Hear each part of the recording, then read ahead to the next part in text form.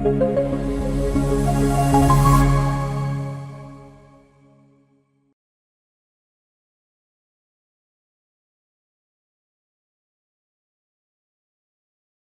muy buenas noches a todos. ¿Cómo están? Espero que muy bien. Voy a iniciar compartiéndoles el formulario que ayer les compartí, que probablemente también se los hayan compartido en, en el chat de WhatsApp, en el grupo de WhatsApp. También les voy a compartir acá el chat lo que ya les he compartido en varias ocasiones, que es principalmente la parte de los videos y pues todas las clases que están grabadas. Recuerden que el formulario es completamente voluntario, es decir, no hay ninguna repercusión em, negativa si en algún punto de pronto cometen errores o quizás no tienen pues como la totalidad de preguntas para probar. Recuerden que estamos en un proceso formativo y que igual es importante que realicen el formulario principalmente porque les va primero a clarificar muchos aspectos que quizás tengan como duda y que también la idea es que tengan, pues como el conocimiento de qué dice el formulario, qué se trabajó en el formulario para que ahora más tarde lo podamos entonces resolver. Entonces, esta primera parte que les voy a compartir es el formulario. Les voy a compartir varias veces durante la clase del día de hoy para que lo tengan muy presente. Se los voy a ir compartiendo durante toda la clase para que les voy a cortar el enlace en un momento. Entonces, igual, ambos enlaces que les comparto es el mismo, solo que uno es más corto que el otro para que lo tengan entonces presente.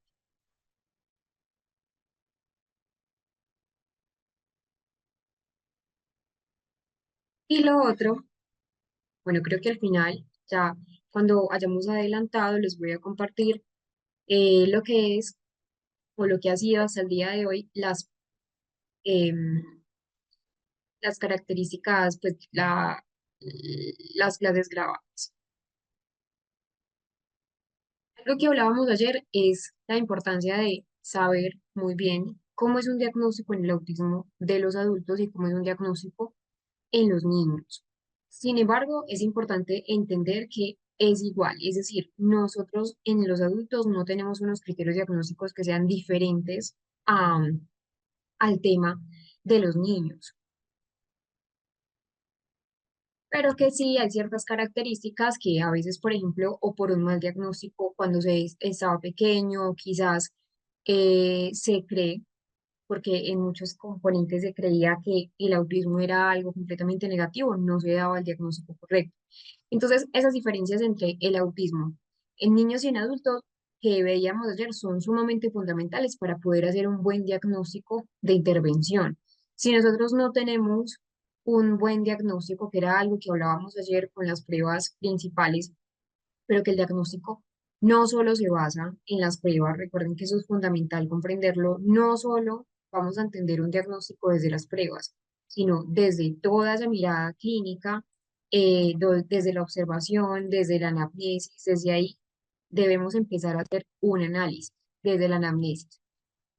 Entonces mencionábamos ya para iniciar esta parte de la familia de la persona con trastorno del espectro, iniciábamos o terminamos hablando que es muy importante que el núcleo central del autismo en los niños y en los adultos va a ser exactamente igual. Las dificultades en la comunicación social, esos patrones restrictivos y repetitivos del comportamiento, es decir, esos núcleos centrales en el autismo, y que es lo mismo, solamente que, claro, la manifestación clínica cambia con la edad, eh, cambia con el contexto, cambia con las estrategias también compensatorias. Entonces, por ejemplo, al momento de diagnóstico en niños, pues suele descartarse si hay autismo o no alrededor de los 3 5 años. Es lo que se debería, ¿sí? Pero en los adultos quizás mucho no fueron diagnosticados en esa primera infancia porque o las familias no los llevaron o de pronto no fue importante. Y recuerden que es especialmente difícil en las mujeres y que igual los criterios diagnósticos en los niños se pueden observar más fácilmente porque estamos hablando de los hitos, el desarrollo atípicos, que de pronto puede ser más claro, mientras que en los adultos se pueden confundir más fácil con rasgos de personalidad. Entonces, importantísimo tener en cuenta lo que son los principios claves para ese adecuado diagnóstico de los adultos con autismo. Muchas veces, como les menciono, pasa desapercibido. Si en la infancia, por ejemplo, no hubo un diagnóstico claro, especialmente, eso es especialmente en los casos donde no hay una discapacidad intelectual asociada, donde puede pasar de pronto ¿cuál es la palabra? Más desapercibido que el resto de los casos. Pero los desafíos igual están, los desafíos sociales, los desafíos sensoriales, van a persistir. En relación a los niños, van, pues en cambio, suelen tener desafíos mucho más notorios, mucho más evidentes, lo que hoy al fin y al cabo pues también permite una intervención temprana. Entonces, el diagnóstico en adulto requiere tanto de A22, eh, igual es un análisis a nivel retrospectivo de ese desarrollo, y en niños igual, esa evaluación multidisciplinaria y en los adultos también multidisciplinaria. Antes de ver cómo es esta parte, cómo es el tema de la familia en los pacientes con autismo, que es fundamental, vamos a ver un ejemplo de cómo se puede dar, cómo se ve ese impacto familiar en una dinámica familiar, valga la redundancia, de una persona con diagnóstico de autismo cuando ya es una persona adulta. La familia en el trastorno del espectro autista es fundamental tenerlo en cuenta. La intervención no solamente debe estar centrada en lo que es pues los criterios nucleares del autismo, claramente en eso también es importante centrarnos, pero también en la familia, abordar esos cambios que al fin y al cabo se van a dar en la familia. Al fin y al cabo la familia son quienes día a día van a estar con el paciente allí, trabajando con él. De hecho, el primer impacto que recibe la familia es un desequilibrio durante el inicio, incluso durante el final del proceso hay un desequilibrio, sobre todo no solamente para los padres de familia, sino para los hermanos, por ejemplo, de personas con autismo, donde, sobre todo si son más pequeños, les cuesta comprender por qué a veces sus padres o porque a veces sus padres tienen tanta atención en su hermano con autismo y no en ellos. Entonces es un proceso que se debe llevar con especialistas. Siempre se debe hacer un proceso de acompañamiento. Es un papel, la familia cumple un rol fundamental en ese desarrollo, en ese bienestar emocional, en esa socialización del niño o incluso el adulto con diagnóstico de autismo. Entonces, el rol de la familia es más un soporte a nivel emocional, incluso sirven como coterapeutas. Los vínculos familiares son especiales para que la persona con autismo primero se sienta segura, se sienta comprendida, que se sienta aceptada por su primer núcleo, que a veces puede ser incluso difícil. Muchas familias y sobre todo los padres de entrada rechazan lo que es el trastorno del espectro, entonces siempre dar un diagnóstico con mucho tacto a nivel emocional, porque al fin y al cabo, pues ya sabemos que igual en la sociedad hay muchos neuromitos respecto a muchos trastornos, pero sobre todo el autismo es uno de ellos, y que la familia al fin y al cabo también son mediadores en esa intervención, es decir, los padres o los cuidadores, porque no siempre son los padres, pueden ser abuelos o pueden ser tíos o incluso pueden ser primos de pacientes con autismo, son quienes implementan esas estrategias terapéuticas que se trabajan en consulta, son quienes las llevan a casa, sobre todo en esos aspectos donde hay un factor de discapacidad intelectual en la persona con autismo. Entonces, las familias, de hecho, también tienen un modelado de comportamiento. La familia modela formas de comunicación, permite esa autorregulación emocional, esa contención emocional, incluso también tiene pues una socialización. Sin embargo, también hay que hablar de esos desafíos que enfrentan día a día las personas que tienen a su cargo personas con autismo. Entonces es un impacto emocional. El diagnóstico genera primero duelo, ansiedad, sentimientos de culpa por esos mitos que de pronto hay. Ya sabemos que uno de los mitos es el mito de las madres nevera, que decía, que eso lo veíamos en las primeras clases, que decía que la madre entre comillas, era la culpable del trastorno del espectro autista porque no había un vínculo familiar. Hoy en día sabemos que eso no es así, pero no todas las personas saben esos conocimientos pues, que ya hemos visto acá. Entonces, claro, llega ese sentimiento de culpa, pero no solamente eso, sino una incertidumbre y una frustración de los padres de familia porque piensan que de pronto o no va a ser independiente o no va a tener de pronto una familia. Bueno, hay miles de pensamientos que se cruzan y también hay que hablar del cuidado al cuidador, una carga física y mental que la familia enfrenta, eh, porque igual el acompañamiento es constante, sobre todo si hay discapacidad intelectual y al fin y al cabo genera un agotamiento, un estrés crónico y hay que trabajar también con la parte familiar. En muchos casos también se puede dar un aislamiento social. Entonces la familia lo que hacen es retirarse de ese entorno social porque hay incomprensión del entorno o porque incluso también tenemos comportamientos que pueden verse o comportamientos que son disruptivos del paciente, sobre todo si es un grado 3 de autismo, que eso ya lo revisábamos, donde puede ser que sea hipersensible a esa carga sensorial y al fin y al cabo, sea niño, sea adolescente o sea un adulto, pues va de pronto a tener dificultades en ese entorno social. Entonces, lo que hace a veces los familiares es aislarse y hay que también tener en cuenta esta parte, porque es el cuidado al cuidador y al fin y al cabo también hay que hablar de que en muchos países cambian las leyes de salud, pero no todos los pacientes y no todas las familias de pronto tienen ese acceso como tal a lo que son terapias, a lo que son apoyos. A veces les puede resultar sumamente costosas, eh, y al fin y al cabo también pueden enfrentar dificultades a nivel económico. Una carga económica importante que también hay que hablar igual, depende pues mucho como de las políticas públicas de cada país, pero es algo que debemos enfrentar, porque muchas personas con autismo, sobre todo grado 3 requieren terapias intensivas para poder, y no solamente terapias intensivas, sino terapia multidisciplinaria, donde costear, incluso para una familia que de pronto sea pudiente, costear semanalmente o así sea quincenal, pues fonoaudiología, terapia ocupacional, neuropsicología, neurólogos, psiquiatras en muchos casos, va subiendo como el coste económico y al fin y al cabo hay dificultades allí. Entonces, al fin y al cabo genera un desajuste familiar, pueden surgir conflictos incluso conyugales y sobre todo entre un hermano y otra hermana con trastorno del espectro, por lo que les mencionaba, muchas veces cuando los niños son pequeños y tienen de pronto un hermano con autismo que sea muy coetáneo a su edad, llegan entonces los celos o la territorialidad de por qué le prestan más atención de pronto al hermano y no tanto a la persona. Entonces, las necesidades que enfrenta la familia con un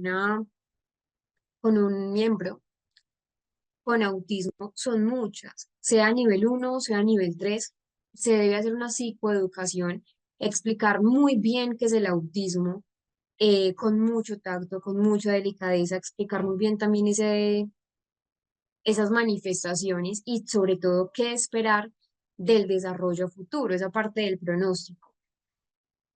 El apoyo debe ser tanto individual como familiar, gestionar esas emociones, ese estrés, adaptarse al diagnóstico y al fin y al cabo también pues existen afortunadamente muchos grupos de apoyo, sobre todo a padres de familia primerizos, donde se hacen asociaciones y se brindan allí pues como una contención, se brindan consejos, un acompañamiento y también la idea es un acompañamiento interdisciplinar.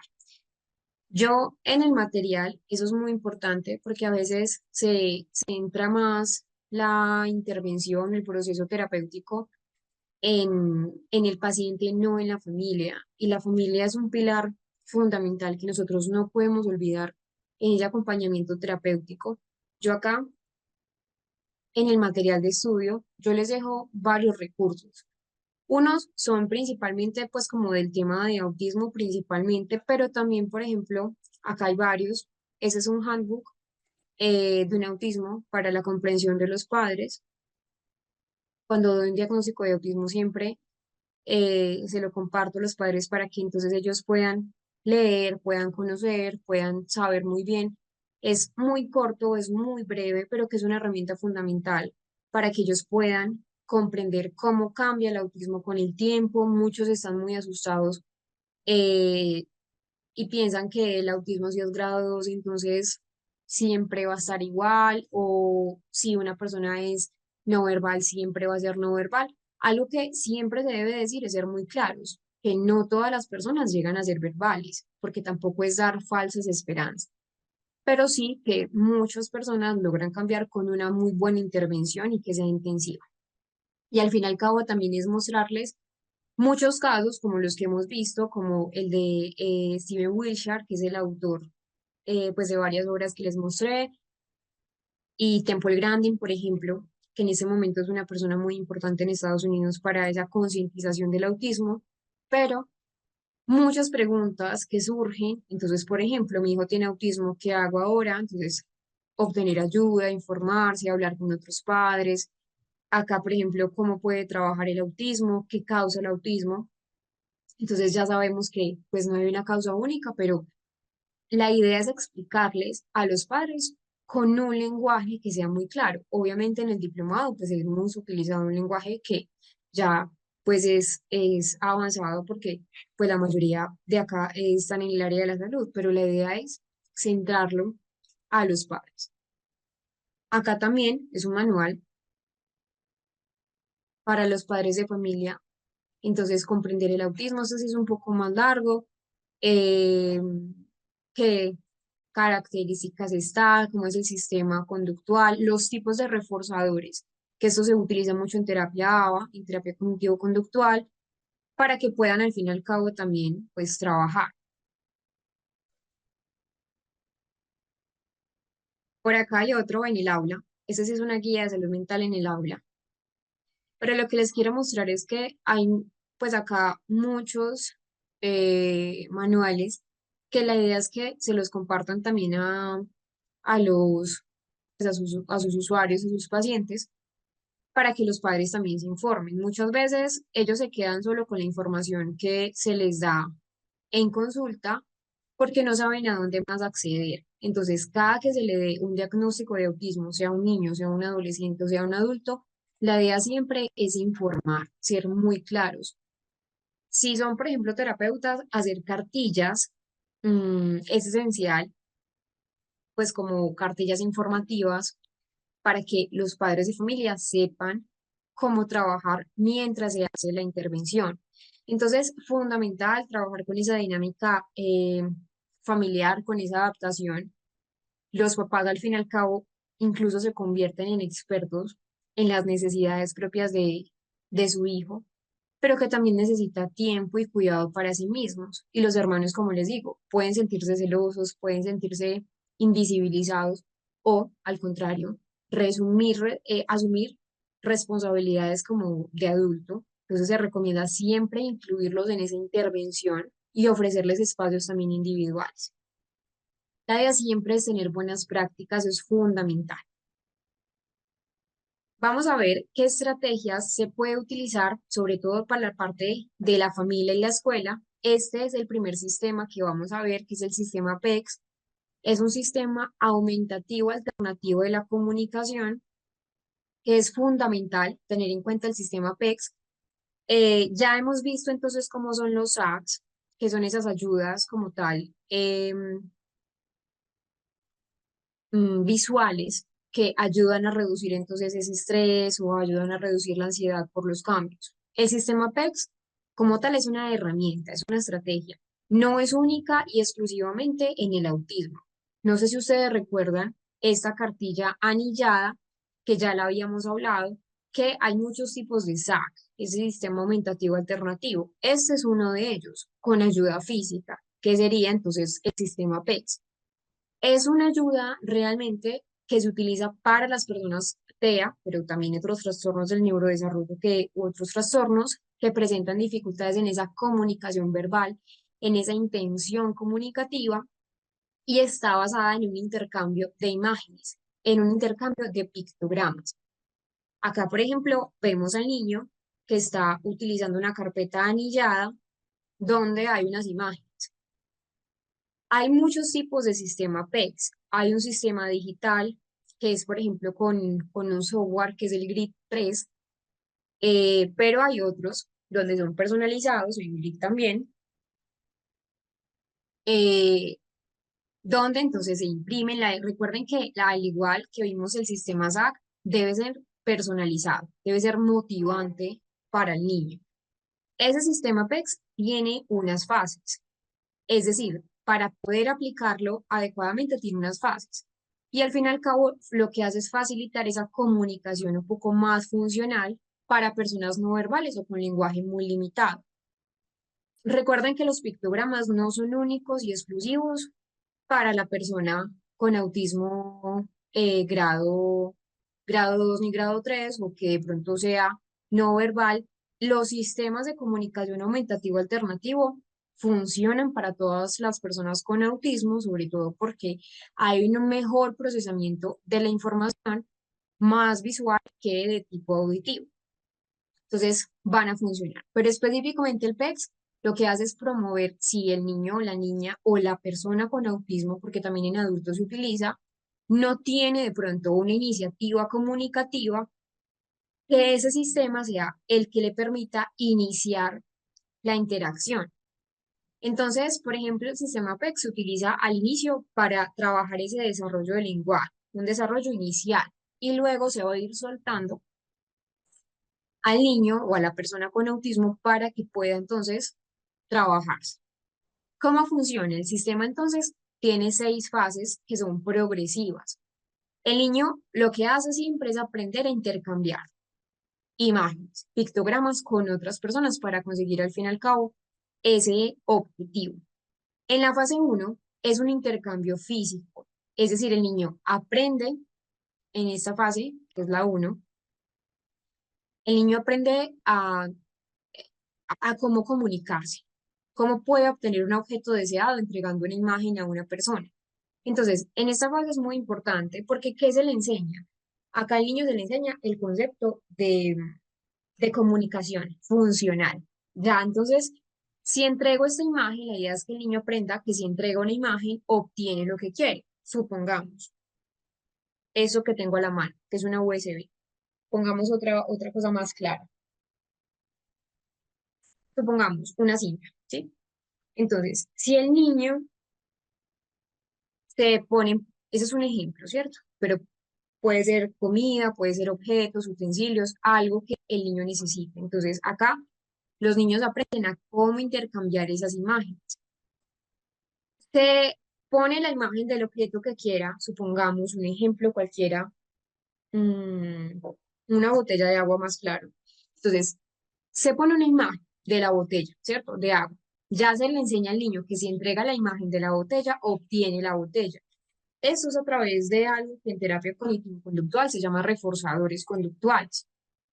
En esta primera fase, lo positivo es que no se requiere un lenguaje verbal eh, ni discriminación de imágenes. En esta fase solamente es lo simple. ¿Qué se requiere? Primero, varios adultos. Un adulto que sea el facilitador, ¿cierto? Que se sienta al frente del niño, como lo están viendo allí en la imagen, pues como del ejemplo, con el objeto deseado. Entonces, en este caso, con la botella. Y el niño está enfrente de un adulto, pero detrás del niño hay una guía física, que es otro adulto, donde se ubica detrás del niño y lo ayuda físicamente a tomar la imagen, entregarla al adulto que está delante del niño y luego recibe el refuerzo, que sería, en este caso, la botella de agua. Entonces, el proceso es muy simple. El objeto debe ser un objeto motivador para el niño, pues no va a ser, en este caso, verduras o vegetales, pues porque no es de pronto muy motivador para la persona. Siempre debe ser una galleta o algo que le guste al niño, porque en este primer paso, en esta primera fase, es solo motivar. Luego ya el niño ve la imagen del objeto, en este caso que pusimos la imagen pues como de la botella, y con ayuda del guía físico, por eso el guía físico es acá fundamental, lo que hace es que pues toma la imagen, la entrega al otro adulto y recibe. Un error muy común es no usar realmente, pues, como objetos motivadores. Entonces, a veces falla ese sistema PEX porque desde la entrada hicimos una falla. Y siempre es tener un vínculo acción-recompensa. Si el niño entrega la imagen, inmediatamente entregarle el objeto. No al tiempo, no a los 10 minutos, no a las 2 horas, no, al tiempo, para que el niño vaya asociando con esos reforzadores positivos. La fase 2 es un aumento de esa espontaneidad, es más bien una persistencia, es decir, es una distancia. Ya el niño aprende a iniciar espontáneamente esa comunicación. Esta primera fase que les mencioné no se hace de la noche a la mañana. A veces se necesita pues más de varios intentos, pero que la idea es esa. Entonces, en la fase 2 el niño aprende a iniciar espontáneamente la comunicación, incluso de pronto cuando ese interlocutor esté más lejos o que la imagen de pronto no esté justo enfrente de él. Entonces, ¿qué se enseña? A buscar el comunicador. El comunicador es este objeto, es el tablero anillado, pues o ya si es a nivel pues como digital, digital. A eso es lo que le llamamos comunicador. Y el niño, pues ya no es solamente que el adulto esté enfrente, sino que ya el niño se mueve por el espacio, por ejemplo, de una habitación a la cocina, para que pueda entregárselo al interlocutor, que sería el adulto. Entonces, por eso se llama persistencia y distancia o distancia y persistencia, porque se le enseña al niño a ser persistente para que su comunicación sea efectiva. Entonces, es muy importante facilitar em, o más bien reforzar adecuadamente esa iniciativa del niño. En la fase número 3, ya no es solamente una imagen, ya no es solamente la imagen de la galleta o de la botella o del jugo, lo que en el niño pues sea motivador. Ya es una discriminación de imágenes, es decir, el niño ya escoge entre 2 o 3 imágenes o más para poder pedir lo que realmente el niño desea. ¿Qué se le enseña? Ya el niño aprende a diferenciar lo que es la imagen de una botella, lo que es la imagen de un jugo, lo que es la imagen de una galleta. Aquí se debe hacer una evitación a toda costa de un uso mecánico o al azar, que la idea es que el niño aprenda a discriminar por sí solo esa imagen. Entonces, se colocan 2 o 3 imágenes frente al niño. Una de ellas, supongamos, una de esas imágenes es el objeto que el niño desea, agua. Una que va a ser, pues otra que va a ser neutra, u otra que no va a ser deseada. Entonces, agua, no sé, una no deseada puede ser un brócoli y una neutra puede ser una, una cinta, ¿sí? Entonces, solo se entrega o solo se recibe, el niño solo entrega la que realmente desea. Si el niño entrega la imagen pues de la neutra, que en este caso sería la cinta, no se recibe. Si el niño entrega la otra imagen, no se recibe. Solo el niño debe entregar la correcta para recibir el objeto deseado, que en este caso pues sería la botella. No se hace tampoco de la noche a la mañana, es decir, estos pasos no es que el niño ya hizo la fase 1 y ya, maravilloso, no. O que el niño hizo la fase 2 y ya, no. Una vez, se debe hacer varias veces porque es un proceso de entrenamiento, de aprendizaje, entonces no aprendemos al primer momento. Hay que tener un proceso donde el niño pueda también pues como tener eh, esa, ese proceso de aprendizaje. Eh, Un error muy común es no esperar que el niño observe las imágenes. En esta discriminación de imágenes, el niño debe de, pues, ver las imágenes un momento, como adultos dejar que las observe. Eso es uno de los errores más comunes, no esperar que el niño observe las imágenes. Y otra cosa importante, las imágenes en esta etapa, recuerden que eso es por etapas, debe ser lo suficientemente diferente una a la otra. Si son 3 imágenes o 2, la idea es que sean 2 imágenes sumamente diferentes, una botella y una cinta, pues una botella con agua y una cinta, donde el niño entonces ya sabe que los motivantes puede ser el agua. Y en la fase 4, que es esta, ya es una fase de estructuración de la oración. Ya hemos pasado a la primera fase. o las tres primeras fases. Ya acá el niño, en la parte 4 el niño aprende a construir frases simples. Una frase simple es quiero agua. Entonces, la palabra quiero se coloca en la tira de velcro. Miren que no es solamente esta parte, trae muchas imágenes, muchos pictogramas.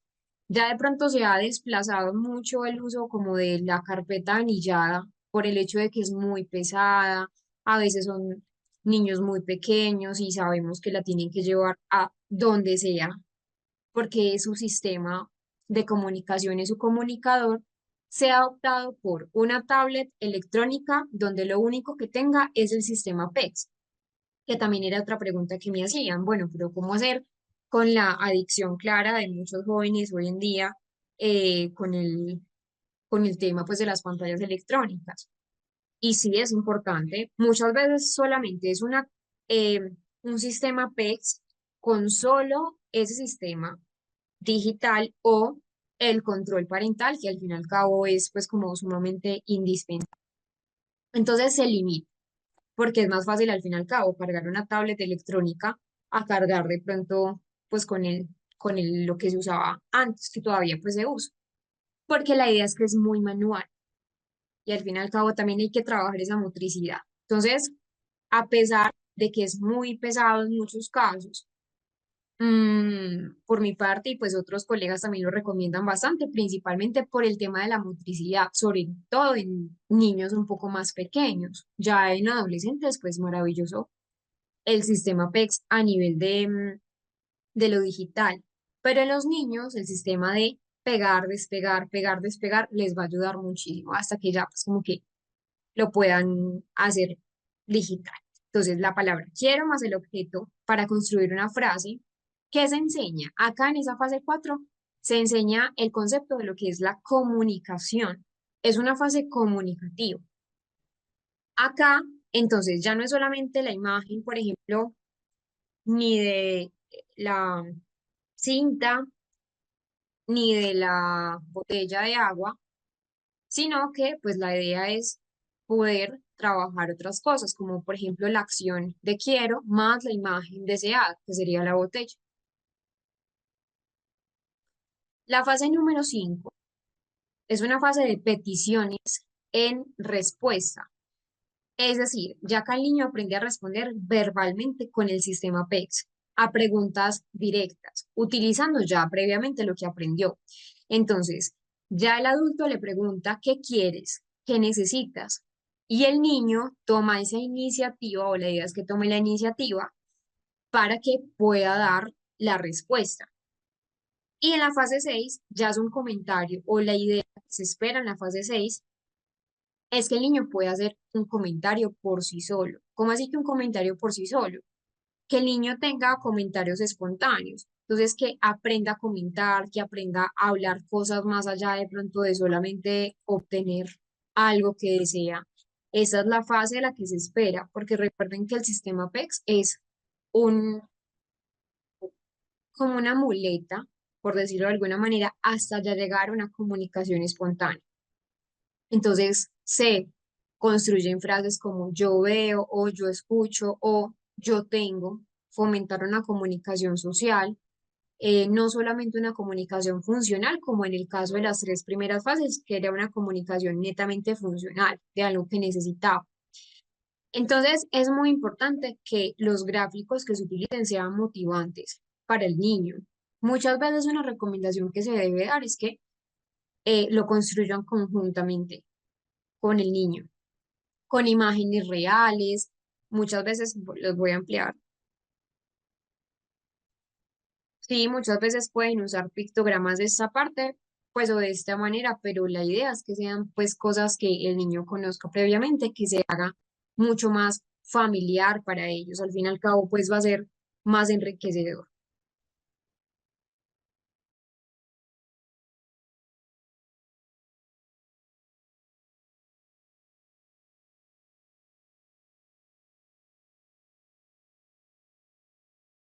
Recording in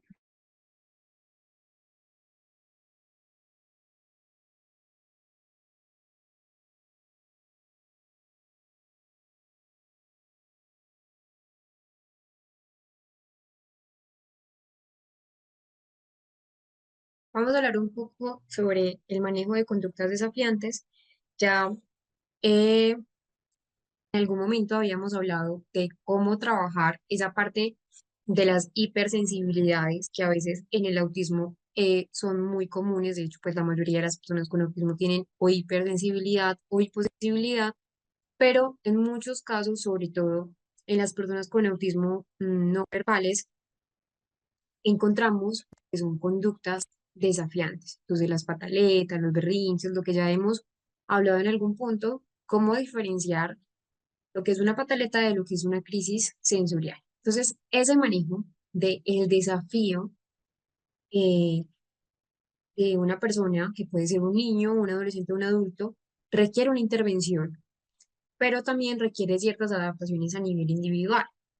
Entonces, como tal, eh, las conductas como tal no son maliciosas, no son malintencionadas, sino que suelen ser una forma o una respuesta de comunicación al no lograrse comunicar de manera verbal o tiene que ver con esos factores internos del entorno que al fin y al cabo en algún punto pues resultan sumamente abrumadores para las personas con autismo. Entonces, primero es comprender la causa de la conducta desafiante. Antes de pronto de intervenir, es crucial entender el por qué se dio una conducta. Entonces, si hay dificultades o hubo dificultades, digamos, con esa parte de la comunicación verbal, entonces el niño no puede expresar lo que necesita, o hay una sensibilidad sensorial, hay ruidos, hay luces, hay muchas personas, hay de pronto una molestia con las texturas, hay cambios en la rutina, de pronto el niño al contrario quiere una búsqueda de atención o una evasión de esas demandas, porque también puede ser o una frustración y ansiedad. Lo primero y lo más importante es aplicar ese análisis funcional de la conducta. Primero, ¿qué ocurre antes de la conducta? Los antecedentes. Luego, ¿qué ocurre después de la conducta? Que sería lo uno, la consecuencia, y en intermedio es cuál es la conducta específica. Si es, pues, llanto o es agresividad, que pues es muy atípico como tal. Primero, lo más importante es identificar la conducta. Y si ya identificamos que generó la conducta una prevención, una estructuración que ya habíamos mencionado, entonces rutinas visuales, anticipación de cambio, un ambiente que sea predecible y un apoyo en comunicación, como el que acabamos de ver, utilizar un sistema aumentativo alternativo, que es el PECS, donde la idea es también, eh, si ya se utiliza, trabajar con el niño o la persona para que pueda empezar a explicar qué está pasando, enseñar formas funcionales de pedir ayuda, de hacer pausas, de rechazar de pronto algo sin recurrir a gritar o agredir, porque a veces los adultos se desesperan, y enseñar siempre habilidades de regulación.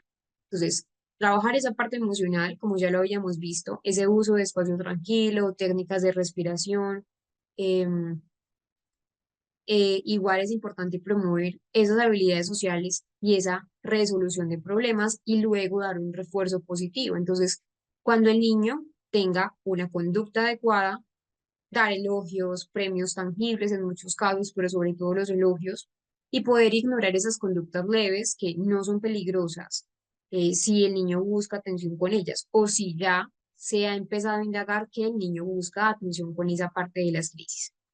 Igual la participación en la familia, nuevamente reitero que es fundamental. Es entrenamiento a padres, es entrenamiento a docentes en estrategias de manejo conductual y mantener también pues una consistencia clara. No es que hoy sí, mañana no, hoy sí, mañana no, no. Debemos ser muy consistentes. Entonces, primero generar un entorno de confianza. Estructura, anticipación, las ayudas visuales van a ser fundamentales. Calendarios, por ejemplo, para que el niño pueda trabajar esa anticipación. Recuerde que uno de los elementos donde lleva a la frustración es esa, no anticipar dibujos, agendas, fotografías, facilitar siempre los apoyos al niño. Eso es muy importante, sobre todo en el ámbito académico. Promover esa inclusión social, generando una imagen siempre positiva de la persona con autismo. Nunca exponer ni a una persona con autismo ni de cualquier otro diagnóstico sin apoyos a situaciones en las que ya previamente sabemos que la persona puede ser torpe o que puede no no tener esas habilidades. Y una buena coordinación con la familia, con los terapeutas y sobre todo con el colegio. En muchos casos es fundamental llevar una libreta de proceso, donde entonces tanto el colegio como la familia, como los terapeutas, sepamos, es como si fuera un diario, sepamos cómo trabajar y potenciar esa parte al máximo.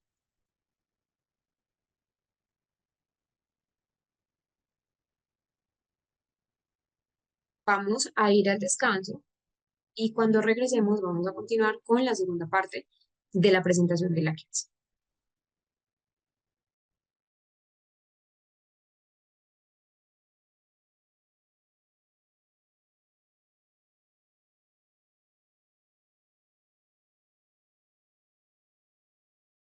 Allí, por ejemplo, tenemos a Gerard, donde es un claro ejemplo cómo una persona con trastorno del espectro, que es no verbal, puede entonces superar esas dificultades que a veces trae consigo las barreras de la comunicación.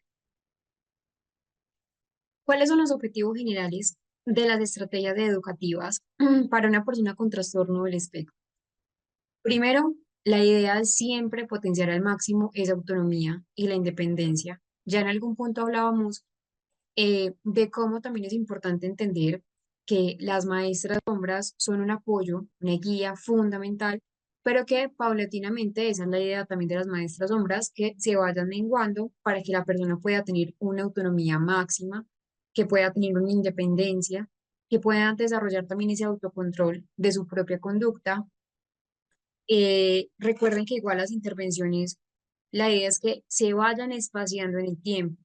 A medida que ya nosotros vamos viendo que las personas con autismo tratan de sacar a flote esas barreras, que recuerden que las barreras las pone o las impone el entorno, esas barreras nunca se deben ver como barreras desde la persona, sino barreras del entorno, van mejorando esas habilidades sociales de los alumnos.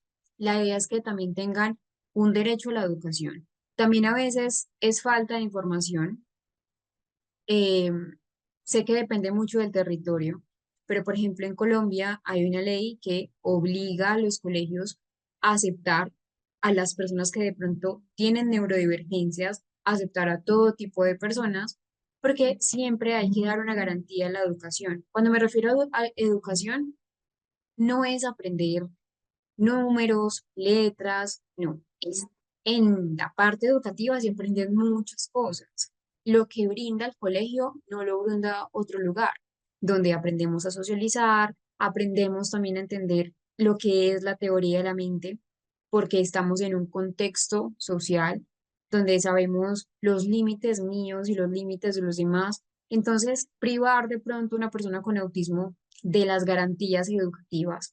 Recuerden, cuando me refiero a la educación, no me refiero a, a solo ir a repetir o a solo ir a aprenderse números o solo ir a aprenderse el abecedario, no, la educación debe trascender desde las múltiples formas de ver el mundo, desde las múltiples formas de entender la información. De hecho, en eso se basa el DUA, el diseño universal para el aprendizaje, que debemos trabajar con las personas con autismo. Si yo sé que un niño tenga autismo, tenga TDAH, tenga un trastorno específico del aprendizaje, tiene una mejor garantía educativa desde la parte visual, cómo adaptar esa información que de pronto yo estoy dando a nivel verbal desde la parte visual.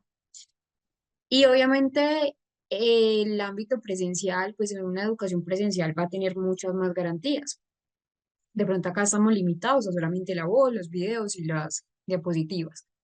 Pero, por ejemplo, a nivel presencial, que es la mayoría de los colegios, es cómo propiciar eh, esa autonomía con lo que estamos, por ejemplo, dando en esa malla curricular. Siempre, como docentes, desarrollar esas estrategias de comunicación que sean funcionales. Recuerden que nunca exponer a una persona a un apoyo que no tiene.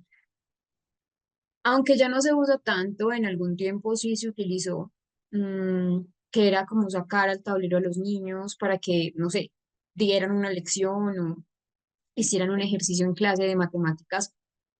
Si sabemos que la persona tiene autismo o si sabemos, no hablemos de autismo, si sabemos que el niño es ansioso, social, eh, no hacerlo, no sacarlo de pronto al tablero, de pronto sacar a una persona que voluntariamente quiera, eso siempre es muy importante, porque al fin y al cabo estamos exponiendo a una persona o que no tiene las garantías para responder a qué estamos trabajando de pronto en la clase de matemáticas, un ejemplo, y al fin y al cabo pues va contra esas voluntades.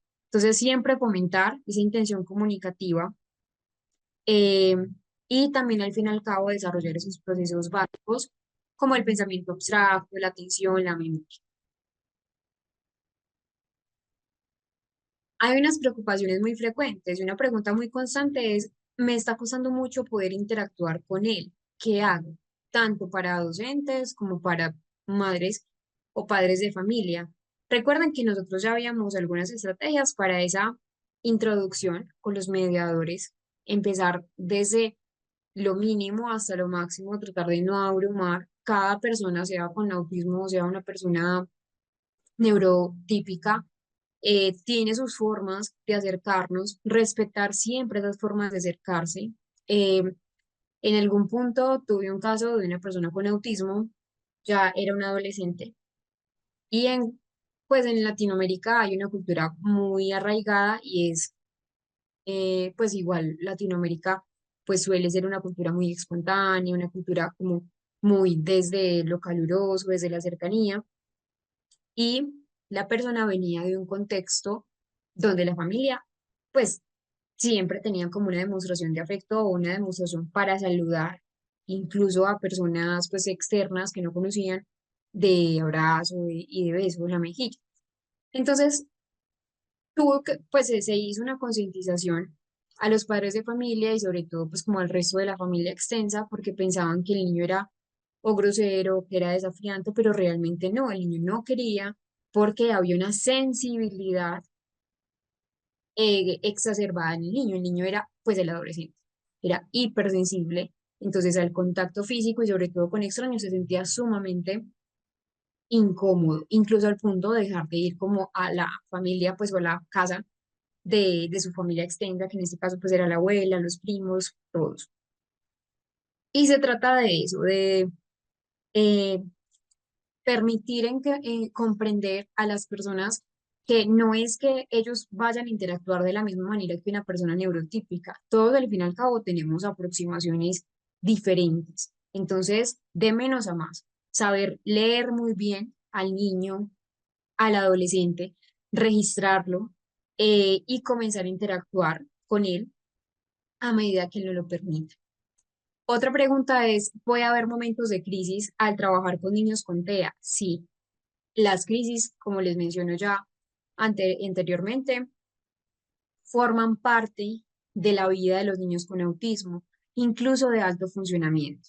Entonces, decir que una persona con autismo nunca se enoja es falso, o decir que una persona con autismo nunca se irrita es falso.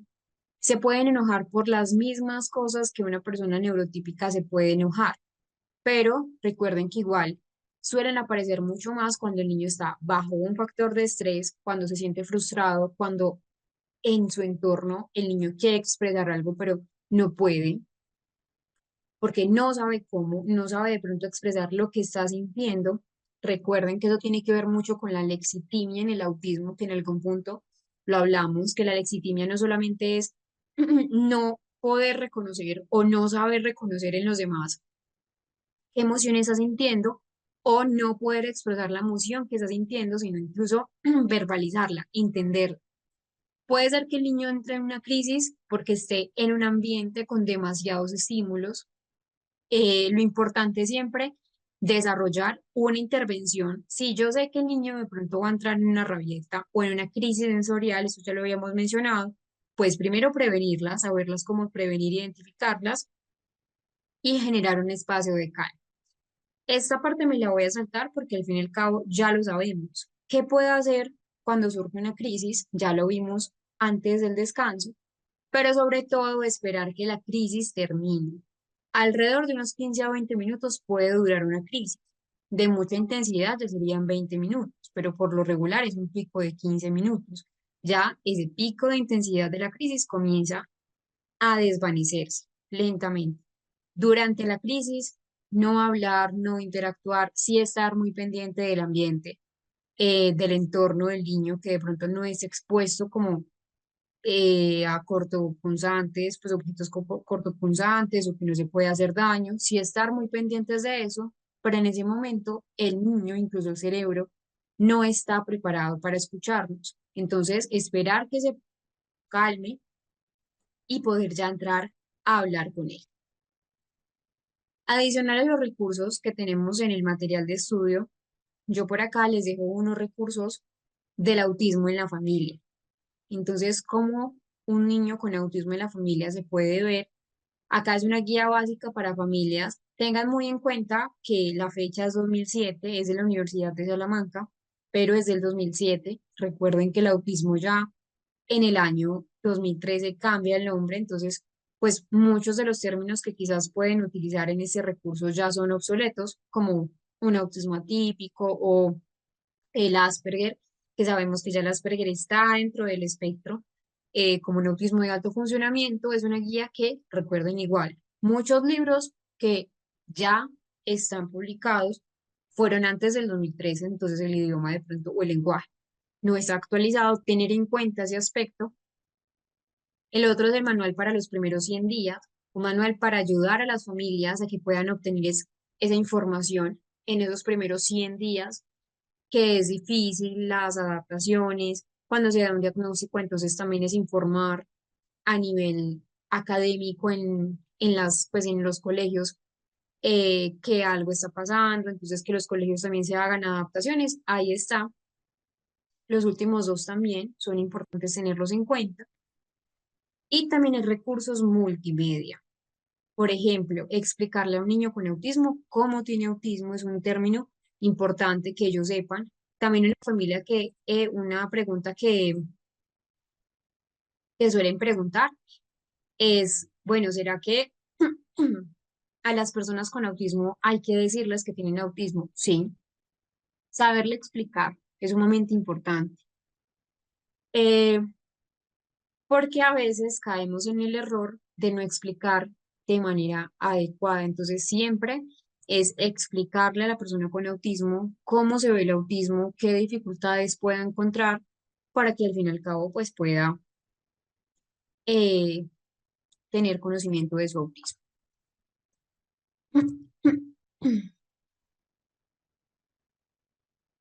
Pero sí, se debe explicar.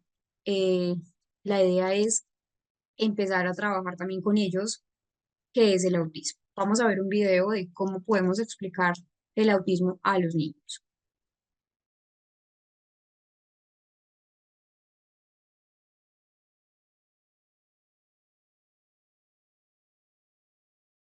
Morning in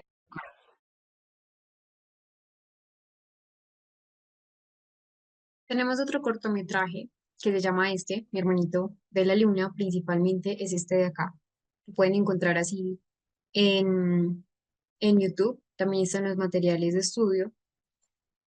Este cortometraje cuenta la historia de un hermano, de una persona, principalmente pues una niña, que cuenta la historia de cómo su hermanito tiene autismo, cómo se enfrenta, entonces hace reto también de por qué a veces llora, por qué a veces quizás no quiere comer. Es un cortometraje que también es de la Fundación Orange, pues como tal fue difundido en Francia por la Fundación Orange, que de hecho también lo tradujeron al español. Cuando vean el cortometraje, pues esto es una sugerencia para que lo busquen así, así aparece. Búsquenlo en español, pues en la traducción en español, tal pues como los subtítulos para que no pierdan de pronto como el efecto. También hay proyectos a nivel tecnológico. Este es uno, pero hay miles. Uno es el proyecto ASAAR, que también es de la Fundación Orange, donde pues son soluciones tecnológicas. El proyecto ASAAR, entonces son 10 aplicativos. Y esos 10 aplicativos contienen pictogramas, contienen imágenes con sonidos, que se adaptan, pues de hecho es algo muy bonito porque se adapta a cada uno de los usuarios y son pictogramas donde ayudan a esa comunicación. Este proyecto o esa solución tecnológica no es solamente para personas con autismo, también pues tienen eh, otro programa pues para personas que de pronto tengan dificultades como a nivel de comunicativo, pero también para las familias, para los docentes. De hecho, acá en el proyecto Azahar también tienen pues como una especie de tutor que también ayuda a las personas a tener una mejor comunicación.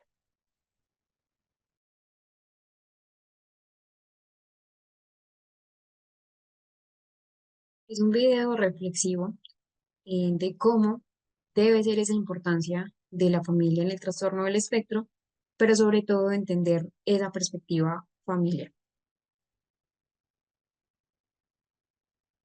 Vamos a resolver el cuestionario. La dinámica entonces va a ser, yo les voy a compartir la pantalla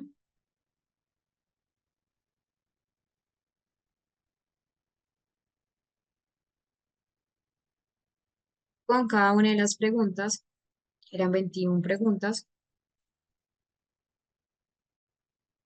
y vamos a ver cuál era la respuesta correcta. La primera pregunta, ¿el autismo como patología fue escrito por primera vez? Recuerden que el nombre es Leo Kanner, él entonces nos explica en 1943 por primera vez la corrección de lo que realmente era el término. Recuerden que el término antes de Leo Kanner con Eugene Bleuler era utilizado como una forma de esquizofrenia infantil, que desafortunadamente también eso empezó a tergiversar un poco lo que era el autismo, que desde la primera mirada de lo que es el término autismo tenemos esa dificultad, pero que con Leo Kanner ya empezamos a ser, digámoslo, más centrados en lo que era una patología aislada a lo que era una demencia infantil, como Santé, el italiano, o una esquizofrenia. El interés que se ha generado para descubrir la causa del autismo tiene dos corrientes. Recuerden que esas dos corrientes son fundamentales, la corriente sociocognitiva y la corriente neurocognitiva, que eh, trabajamos bastante. Describe, esa es la pregunta 3.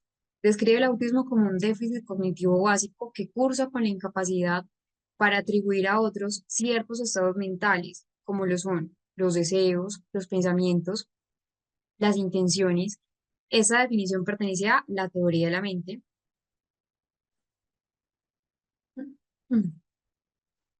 Una alteración en la capacidad para ejecutar procesos cognitivos básicos relacionados con el control de pensamiento y acción, organización e integración de información y planificación, permite explicar en el autismo. La respuesta correcta era la conducta rígida, repetitiva y estereotipada. Esa teoría intenta explicar el déficit en la organización, en la planificación, que tiene que ver mucho con la teoría de la disfunción ejecutiva. La 6 era un poco más, es puntual, más estructural. El surco temporal superior, el polo temporal, que recuerden que esto lo vimos en la teoría de la mente, y en las neuronas espejo, donde hablábamos de la comprensión del lenguaje, que las neuronas espejo tienen mucha relación con la comprensión del lenguaje, y la unión temporoparietal son regiones cerebrales que se activan cuando generamos una relación o un vínculo social. Proceso dinámico de interacción entre el niño y el ambiente. De esto obtenemos la maduración del sistema nervioso y funciones cerebrales. Esta definición corresponde a ninguna de las anteriores. Recuerden que este término, que es un proceso dinámico de la interacción que tiene el niño con el ambiente, es decir, genética y ambiente, tiene que ver con el término principal de proceso de neurodesarrollo. El término correcto es neurodesarrollo, entonces era ninguna de las anteriores. Es una ventana en el tiempo que permite el desarrollo de una determinada habilidad en un periodo específico, el periodo crítico. Recordemos que tenemos dos periodos, periodo crítico y periodo sensible, que están mediados por periodo de neuroplasticidad. Pero como tal, la neuroplasticidad media esos dos periodos. No es que el periodo de neuroplasticidad sea como tal, pues como una ventana temporal. Nosotros tenemos neuroplasticidad de que nacemos hasta que nosotros fallecemos ya entrados en años en la vejez. Claramente la neuroplasticidad es mucho más fuerte en esa primera década de la vida, pero igual tenemos neuroplasticidad hasta la vejez. Pero estamos hablando del periodo crítico, porque recuerden que en el periodo crítico es una determinada habilidad donde, por ejemplo, si ya no adquirimos esa habilidad, muy difícilmente en etapas posteriores lo podemos hacer, a diferencia del periodo sensible, que es una ventana temporal mucho más amplia. La pregunta 9. Para el adecuado neurodesarrollo es importante que en el proceso de vida intrauterina se desarrolle, recuerden, el tubo neural, que viene de un proceso de neurulación o inducción. Y recuerden, del tubo neural se vesiculiza y hay un periodo de proliferación específicamente en la zona ventral del tubo neural. Son componentes importantes en la ontogenia del sistema nervioso, menos uno, excepto hablamos de la proliferación, hablamos de la migración neuronal, la poda neural y el prosencéfalo no hace parte como tal de la ontogenia, es una estructura que hace parte pues de la vesiculización del tubo neural, pero como tal no es un proceso. Son factores que intervienen en el desarrollo cognitivo, el ambiente, la nutrición, pero también los sentidos, que al fin y al cabo esos sentidos y las experiencias sensoriomotoras son los que también intervienen en ese desarrollo cognitivo. ¿Son componentes de la figura del ciclo de adaptación? Ninguna de las anteriores.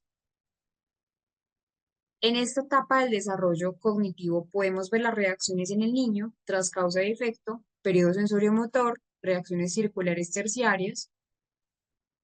Son componentes del desarrollo motor, reflejo, movimiento, tono, postura.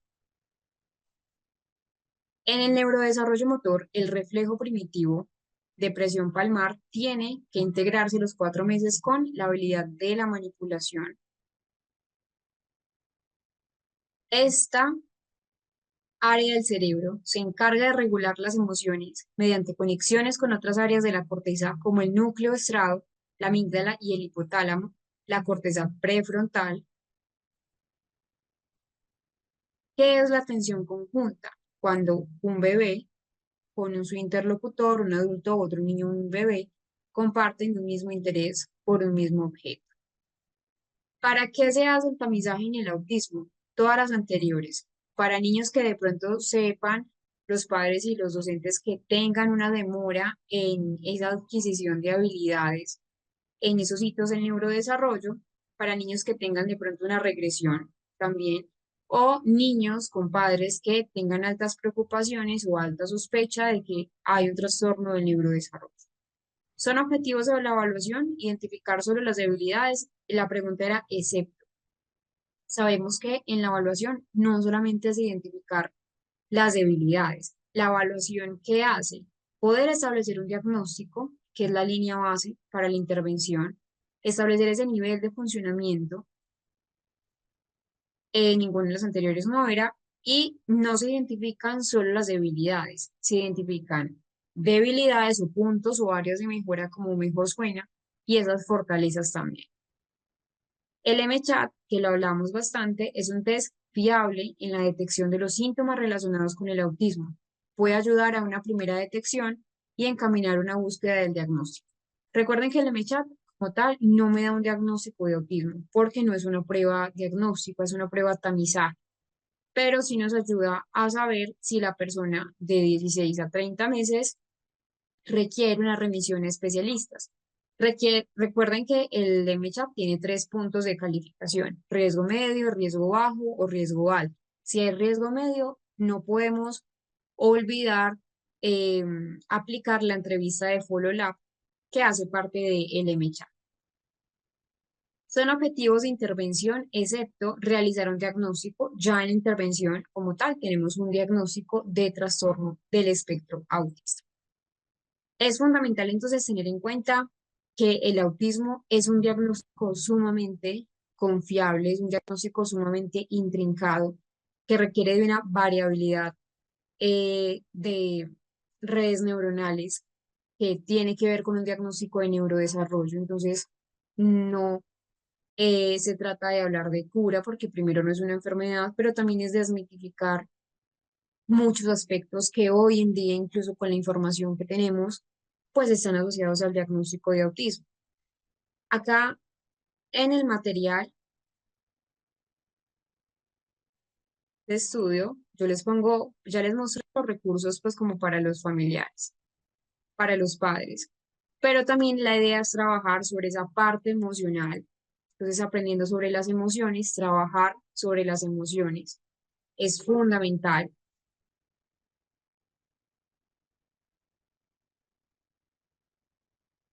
Entonces, aprendiendo sobre las emociones, es un manual de educación emocional. Acá entonces hay varias guías para que puedan seguirlo, para que puedan trabajar. Está de hecho desarrollado por módulos, sobre todo para el desarrollo emocional de los docentes. También hay otro módulo del desarrollo emocional de, de los padres de familia. Sé que va a ser una guía bastante práctica para cada uno de ustedes. De hecho, tiene pues como estrategias y actividades que se pueden utilizar específicamente para estudiantes, para personas que tengan sospecha de trastorno del espectro autista, por ejemplo, identificar las emociones en niños y niñas, trae materiales y pues y los materiales que se debe utilizar y el paso a paso. Y hay otros materiales que ya pues hemos hablado, por ejemplo, guía de salud mental en el aula. Como tal, no es único y exclusivo del trastorno del espectro, pero sí sé que como acá hay bastantes docentes, les puede ser de, de ayuda. Todavía pueden acceder a ese material. Recuerden que la idea es que puedan escribir a la coordinadora Paula Contreras a esos dos números para la certificación, para el material. Recuerden que ella es la persona quien les va a explicar ese acceso al material y ese acceso también a la certificación para que con ella se comuniquen y ella les pueda al fin y al cabo explicar todo lo referente a esto. Solamente esos dos números no se van a contactar con ustedes, no los van a llamar, eso es muy importante tenerlo en cuenta y que todavía pues están a tiempo de adquirir el certificado y el material. ¿Para qué certificarse? Ya les he mencionado que la certificación mejora esas oportunidades laborales, también oportunidades académicas, porque sé que también acá hay algunos estudiantes, eh, y el material de estudio pues va a potenciar al fin y al cabo ese proceso de aprendizaje.